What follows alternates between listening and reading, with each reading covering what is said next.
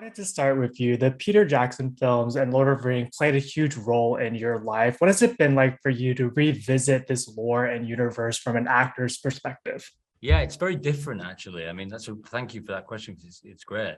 I think there's like a moment. I had a moment when I got the job where I knew that this world that I love was going to be different now for me, and that's a great thing and that's an exciting thing. But it's also a complicated thing to sort of be like, right now I want it. Now I'm gonna go from a consumer, from somebody who loves watching and loves reading this stuff, into somebody who's involved in creating it in a visual way.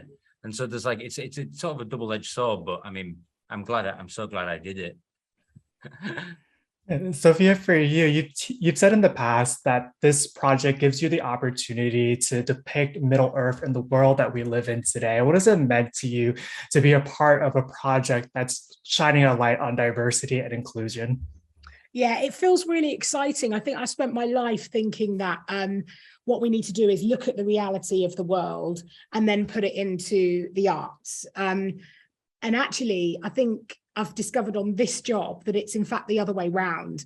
Art, entertainment informs us as a society, whether it be what we're wearing or, colours and et cetera, et cetera. And so I think to now be part of a world that is informing everybody, in fact, and particularly new generations who will be introduced to Tolkien, suddenly we are painting a picture that will ricochet over time, that this is what the fantasy world looks like. And suddenly people like me who do exist and have existed since the beginning of time can also exist within a franchise of this scale.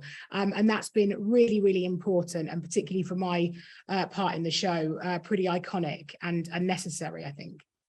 Beautifully said. Owen, you've teased in the past that we're going to see your character experience a lot of varied emotions throughout this series. As an actor, how did you create this space for yourself to dive into those particular emotions? Great question again. I think the key to it, I think, is finding your inner child.